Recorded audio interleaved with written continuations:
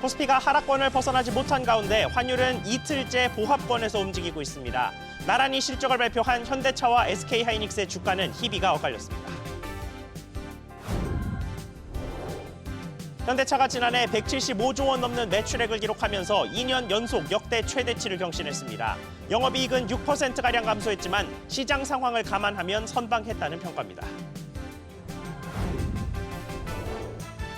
지난해 경제 성장률이 기존 전망보다 0.2%포인트 낮은 2%를 기록했습니다. 연말 계엄과 탄핵 정국으로 4분기 성장률이 0.1%까지 둔화된 영향입니다. 윤석열 대통령이 헌법재판소에 두 번째로 출석해 4차 변론기일에 참석했습니다. 헌재는 12.3 비상계엄의 수사 진술조서 일부를 증거로 채택했습니다.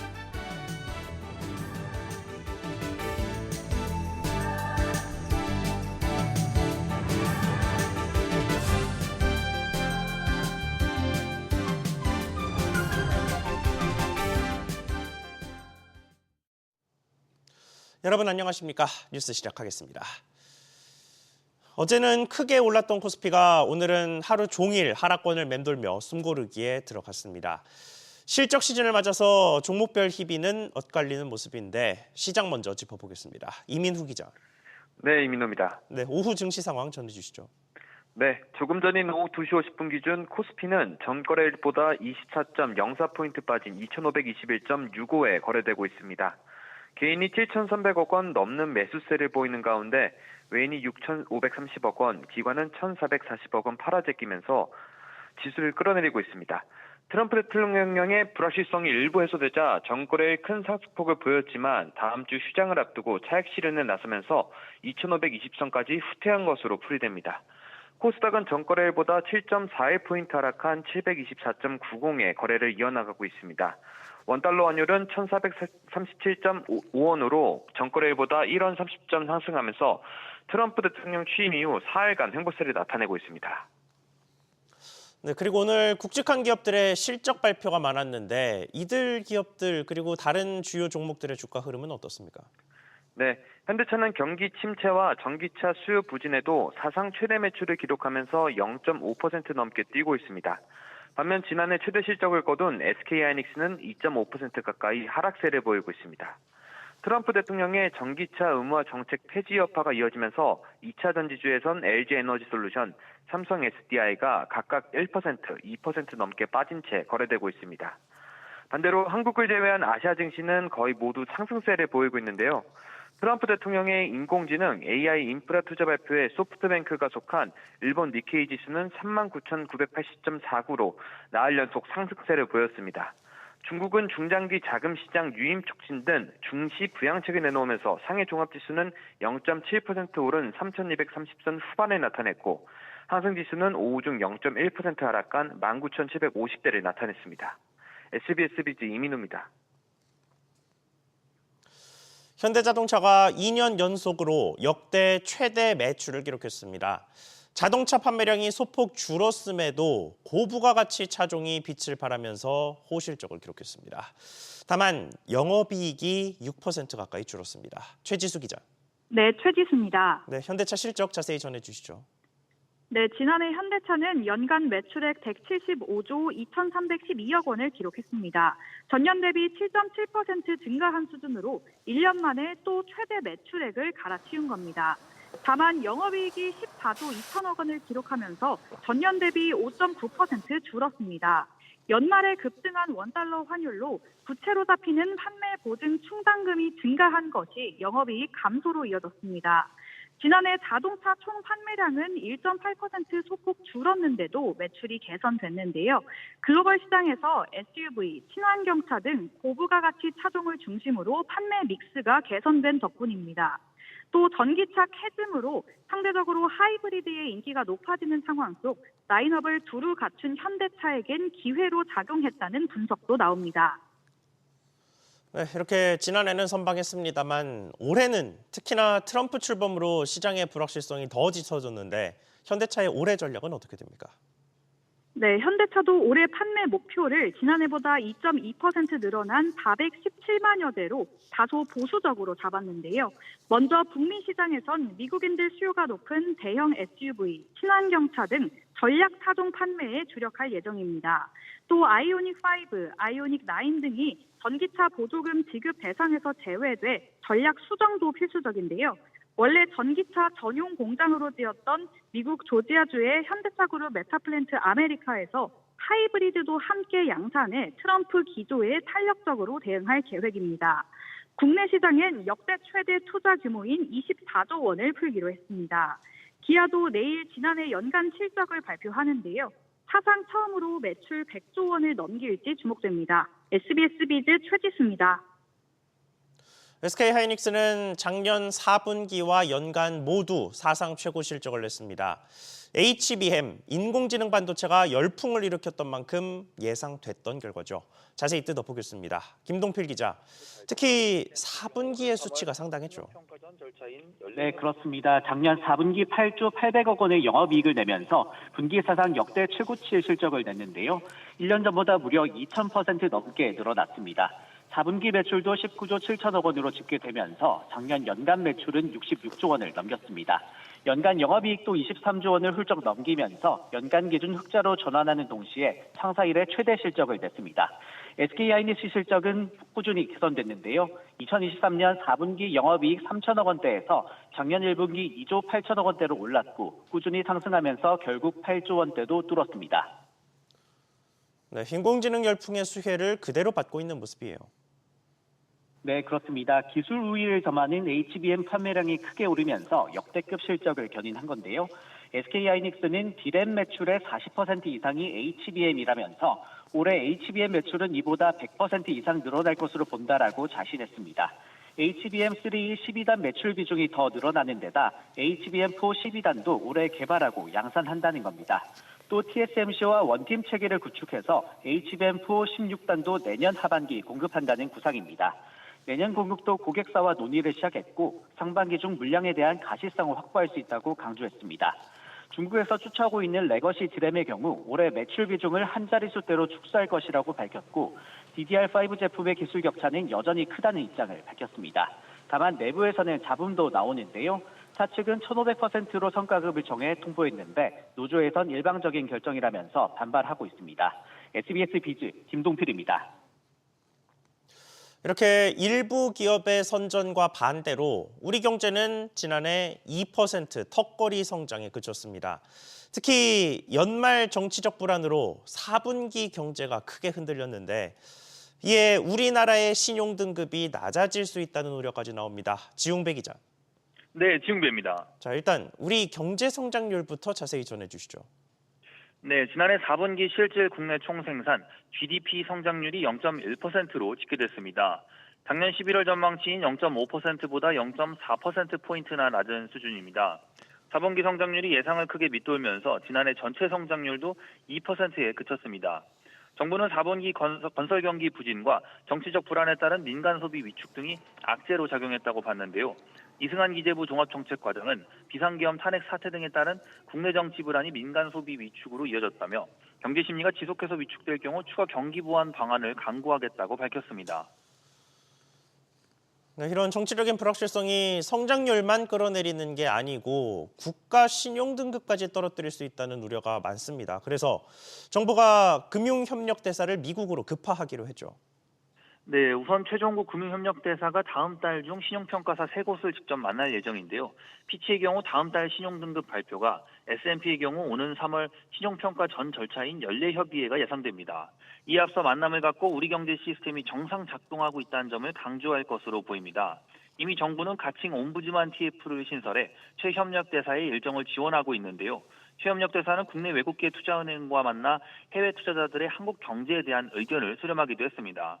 정부는 내부적으로 국가신용등급 관리를 위한 범정부 협의체를 만들어 대응하기도 했습니다. SBS 비즈 지웅배입니다.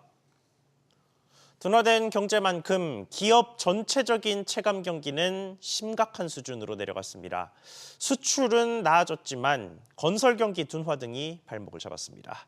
정광현 기자, 기업들의 심리가 얼마나 안 좋았습니까? 이번 달 전산업 기업 심리 지수는 85.9로 한 달 전보다 1.4포인트 하락했습니다. 지수가 100보다 낮을수록 기업들이 경제 상황을 더 비관적으로 보고 있다는 건데요. 석 달 연속 하락하면서 코로나19 유행이 한창이던 지난 2020년 9월 이후 4년여 만의 최저 수준입니다. 특히 비상계엄 사태가 있었던 지난달에 91.8에서 87.3으로 급락한 뒤 회복하지 못하고 있습니다. 한국은행은 제조업은 일부 업종 수출 개선에 힘입어 올라갔으나 비제조업은 건설 경기 둔화 등으로 악화됐다고 설명했는데요. 이번 달 제조업 심리지수는 89로 한 달 전보다 1.9포인트 올랐지만 비제조업은 83.6으로 3.9포인트 하락했습니다. 네, 그러면 다음 달에는 조금 나아질까요? 네, 이번 달에 바닥을 찍고 조금 회복될 것이라는 기대감이 보이고 있습니다. 다음 달 전산업 기업 심리지수 전망치는 85.4로 이달 전망치보다 2.5포인트 올랐습니다. 제조업과 비제조업 모두 높아졌는데요. 한국은행 관계자는 제조업은 대기업과 수출기업 중심으로 전망이 개선됐다며 미국 신정부의 통상정책 완화 기대가 형성됐고 삼성전자 갤럭시 S25의 출시 기대도 있었다고 설명했습니다. 비제조업 전망에 대해선 설 연휴를 앞두고 도소매 쪽이 개선됐다고 덧붙였습니다. SBS 비즈 정광윤입니다. 어려워진 기업들이 많으면 월급을 못 주는 사장님들도 늘어날 수밖에 없습니다. 이렇게 사업주가 체불한 임금이 지난해 2조 원을 넘길 것으로 보이는데 정부가 대신 내준 임금이 7천억 원을 넘겼습니다. 서주연 기자, 이번 정부 지급액이 역대 최대라면서요? 네, 근로복지공단에 따르면 지난해 체불 임금에 대한 정부 대지급금은 7,242억 원에 달합니다. 1년 사이 5.4% 늘어 역대 가장 많은 액수입니다. 정부 대지급금을 받은 사업장은 모두 2만 4천여 곳, 근로자는 12만 9천여 명이 체불임금을 구제받았습니다. 근로자 한 명에게 지급된 체불임금 평균액은 563만 원으로 2018년 이후 가장 많았습니다. 1년 전과 비교해 근로자 수는 줄었지만 금액은 늘어난 셈입니다. 네, 실제로 체불임금의 규모는 더 클 수도 있다던데 이거는 무슨 말입니까? 네, 그렇습니다. 정부 대지급금은 크게 도산 대지급금과 간이 대지급금으로 나뉘는데요. 퇴직금을 포함한 임금 체불이 확인될 경우 지급하는 간이 대지급금은 6,700억 원으로 1년 새 3.4% 늘었습니다. 그런데 간이 대지급금은 체불 임금 규모와 무관하게 받을 수 있는 상한이 최대 1,000만 원이라 실제 체불액은 훨씬 클 수 있습니다. 또 업체가 도산할 경우 지급하는 도산 대지급금은 550억 원에 육박해 1년 사이 38% 늘었습니다. 정부는 대지급금에 대해 사업주에게 구상권을 청구할 수 있지만 지급 여력이 없는 경우가 대부분이어서 회수율은 30%대에 그치고 있습니다. SBS 비즈 서주연입니다. 다음 소식입니다.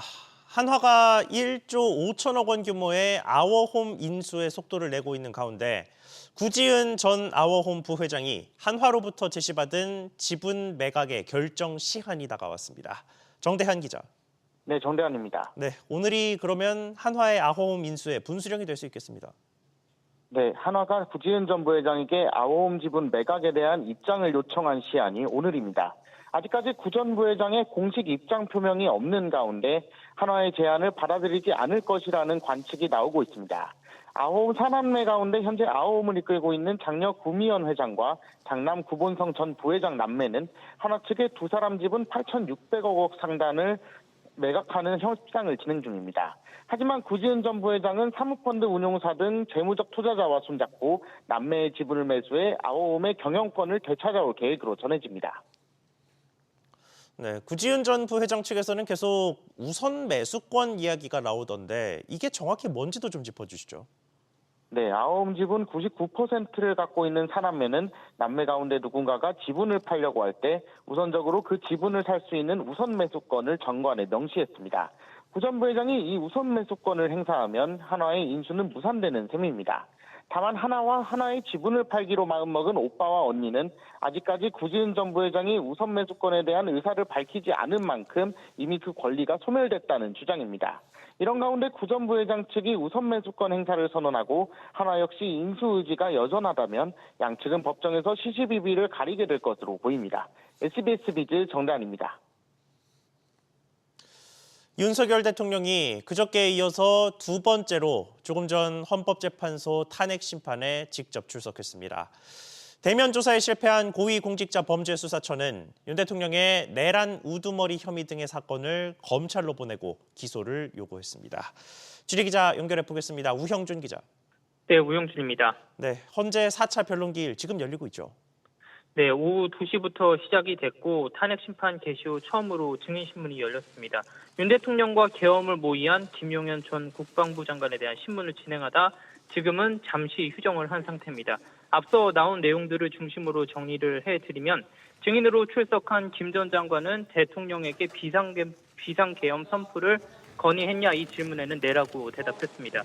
그러면서 대통령께서는 피토하는 심정으로 비상계엄을 선포했다며 거대 야당 폭거를 막기 위해 계엄을 선포했다고 강조했습니다.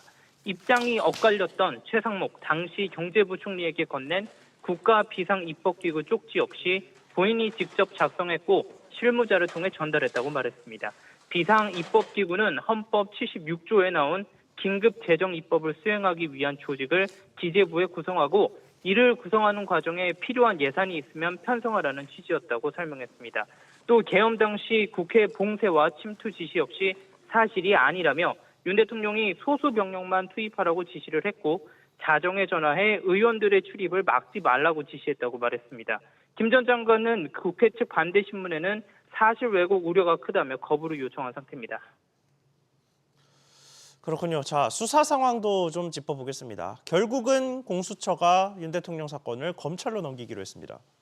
네, 공수처는 현직 대통령인 피의자 윤석열에 대한 공소제기 요구를 결정했다며 서울중앙지검에 사건을 송부했다고 밝혔습니다. 12.3 비상계엄 사태 발생 51일 만이자 윤 대통령을 구속한 지 나흘 만입니다. 공수처는 윤 대통령의 비협조적인 상황에서 공수처가 하기보다는 검찰이 조사하고 필요한 상황에 대해 추가 수사하는 것이 효율적이라고 판단했다고 설명했습니다. 사건을 넘겨받은 검찰은 윤 대통령에 대한 대면 조사를 시도한 뒤 다음 달 5일을 전후해 구속 기소할 것으로 보입니다. SBS 위주 우영준입니다. 지난해 하반기부터 금융당국이 주도해온 PF 부실 사업장의 매각이 여전히 더딥니다. 이에 정부가 일종의 전용 거래소를 통해서 속도를 끌어올리기로 했습니다. 전용 거래소를 통하면 뭐가 달라지는 건지 자세히 짚어보겠습니다. 오수영 기자. 네, 오수영입니다. 네, 저희가 앞서 플랫폼이 나온다고 단독 보도한 바 있는데 이게 결국 베일을 벗었습니다. 그렇습니다. 은행연합회와 저축은행 새마을금고중앙회와 금투협 등 9개 금융협회의 홈페이지에 PF 사업장 정보가 어제부터 공시되기 시작했습니다. 사업장 주소와 용도 지역, 감정가액, 입찰가 등 투자 검토에 필요한 주요 정보들이 공시됩니다. 신탁사나 대리금융기관의 담당자 연락처도 공개돼서 추가 정보가 필요하다면 직통 문의도 가능합니다. 3조 1,000억 원 규모 195개 사업장 정보가 우선 공개됐으며 추후에 경매와 공매 일정이 확정되는 곳들이 추가로 반영될 예정입니다. 금융당국은 지난해 말까지 4조 3천억 원 규모 PF 사업장을 정리할 계획이었는데 실제로는 81.4% 수준인 3조 5천억 원이 매각됐습니다. 당국은 정보 공개 플랫폼을 통해 오는 3월 말까지 누적 기준 7조 4천억 원 규모의 PF 사업장 정리가 완료될 걸로 내다보고 있습니다. 네, 여기에 이복현 금융감독원장 주도로 전 금융권 합동 매각 설명회도 열렸죠. 네, 지금도 진행되고 있습니다. 이복현 금감원장은 조금 전 행사를 시작하면서 PF 사업장 정보 공개 플랫폼 구축으로 매도자와 매수자를 긴밀하게 연결하고 정보 비대칭을 해소해 시장 눈높이에 맞는 적정 조건의 매매가 활성화되도록 유도하겠다고 했습니다. 오늘 설명회에는 매각 물건에 관심 있는 시공능력 100위 내의 중견건설사 26개와 시행사 등 부동산 개발업체 관계자 200여 명이 참석했는데요. 발디딜 틈이 없었습니다. 각 금융업권의 설명을 듣고 개별 상담 부스에서 사업장별로 최신 공정률과 신용 보강 현황 등 추가 정보도 받았습니다. 은행 관계자들은 잠재 매수자가 자금 조달을 원활하게 할 수 있도록 신디케이트론 지원 요건을 안내하기도 했습니다. SBS 비즈 오수영입니다. 카카오페이가 이용자의 개인정보를 당사자 동의도 없이 중국 기업에 제공하다 적발돼 제재를 받았습니다. 카카오페이는 앞서 이 문제가 논란이 되자 정보를 암호화해서 넘겼다며 문제가 없다고 항변했는데 결국은 과징금을 받게 됐습니다. 김한나 기자. 네, 김한나입니다. 네, 구체적으로 무슨 일이 벌어진 겁니까? 네, 개인정보위원회에 따르면 카카오페이는 애플의 한국 담당 수탁사인 알리페이에 지난 2018년 4월부터 7월까지 세 차례 전체 이용자의 개인정보를 넘겼습니다. 카카오페이는 2019년부터 5년간 전체 이용자 4천만 명의 개인정보를 알리페이 측에 동의 없이 전송했습니다. 이렇게 전달된 개인정보는 애플이 이용자의 자금 부족 가능성을 예측하는 NSF 점수를 산출하는 데 쓰였습니다. 카카오페이 이용자 중 애플에서 결제를 하는 이용자는 약 20% 미만에 불과함에도 80% 이상 이용자들의 정보까지 전송을 애플 또는 알리페이가 이용자 동의를 받거나 또는 적법 근거를 갖추어서 달라고 요청을 했었습니다. 카카오페이가 충분한 검토 없이 전체 이용자 정보를 전송하기로 속단한 것으로 보입니다. 개인정보위는 국외 이전 규정을 위반한 카카오페이에 과징금 59억 6,800만 원, 애플에 과징금 24억 500만 원과 과태료 220만 원을 부과했습니다. 자, 이 제재가 끝이 아니고 카카오페이는 금융당국의 제재도 받을 수 있잖아요. 네, 그렇습니다. 개인정보위는 금융위원회가 신용정보법 위반에 대해 제재를 내릴 것으로 예상된다고 밝혔습니다. 카카오페이는 개인정보 국외 이전과 별도로 무단 제공에 대한 처분 역시 받을 전망입니다. 개인정보위는 카카오페이의 위반 행위에 비해 과징금 규모가 작다는 지적과 관련해 최근 3년간 평균 매출액의 3% 범위에서 각종 금액을 산정해 과징금을 내렸다고 설명했습니다. SBS 비즈 김한나입니다. 해외 부동산 경기 악화로 벨기에 건물에 투자하는 펀드가 전액 손실 위기에 처했습니다. 이 펀드를 가장 많이 판매한 곳이 한국투자증권인데 최근 전수조사에 나섰습니다. 관련 내용 취재한 기자 연결해 보겠습니다. 박규준 기자, 한투증권이 전수조사로 뭘 살피는 겁니까? 네, 한국투자증권 소비자지원부는 이 벨기에 펀드 판매 과정에서 이 직원들의 불완전 판매가 있었는지에 대한 전수조사에 들어갔습니다. 한투증권은 이 펀드를 600억 원 가까이 판매한 최대 판매사인데요. 한투증권이 전수조사에 들어간 시점은 이 펀드에 돈을 댄 이 선순위 대주, 이 영국계 보험사가 대출금 회수를 위해서 이 벨기에 건물 자체를 팔아치운 지난달 중순입니다. 이에 이 펀드를 설정한 같은 지주계열 운용사는 고객들에게 이 공모펀드 투자자 투자금은 전액 손실이 예상된다는 안내까지 했는데요. 현재 전액 손실 우려가 있는 벨기에 또 독일 펀드를 포함해서 주요 판매 증권사 중에서 이 개별 민원 대응이 아니라 전수조사를 한 경우는 이번이 처음입니다. 독일 펀드를 판매한 KB증권과 대신증권은 현재 전수조사를 하고 있지 않다고 밝혔습니다. 네, 한투증권을 대상으로 한 집단 소송도 추진되고 있다면서요? 그렇습니다. 여러 투자 고객들이 현재 불완전 판매를 주장하고 있기 때문인데요. 한투증권 전주지점에서 가입한 한 고객은 선순위 차주가 있다는 설명을 제대로 못 들었고 또 직원이 투자 적합성 평가도 고위험이 나오도록 유도했다고 주장했습니다. 이런 불완전 판매 의혹을 바탕으로 해서 집단소송이 추진되고 있는 겁니다. 집단소송을 주도하는 법무법인은 10명이 채워지면 집단소송에 나설 거고 현재 8명 정도 모집됐다고 했습니다. 불완전 판매 의혹에 대해서 한투증권은 워낙 여러 고객들에게 팔려서 건별로 녹취와 서류를 다 확인하고 있다고 답변했습니다. SBS 비즈 박규준입니다.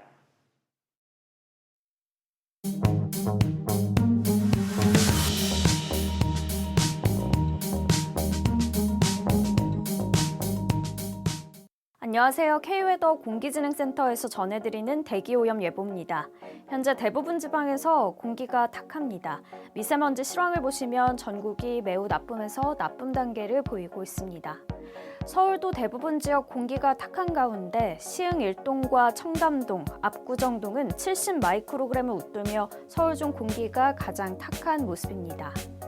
목요일인 오늘도 한낮은 평년보다 온화한 기온을 보이면서 한낮 서울 7도, 부산 14도까지 오르겠습니다. 하늘 자체는 전국이 대체로 맑지만 오후에도 고농도 먼지가 기승을 부리겠는데요. 미세먼지 예보를 보시면 WHO 기준으로 오후에도 제주를 제외한 전국이 나쁨 단계를 보이겠고요. 환경부 기준으로는 중서부와 전북이 나쁨 단계, 그 밖에 전남과 동쪽을 중심으로 한때 나쁨 단계를 보이겠습니다. 탁한 공기는 내일과 모레 오전까지 이틀간 더 머무르겠고요. 토요일 오후부터 공기질이 완화될 것으로 보입니다. 지금까지 대기오염 예보였습니다.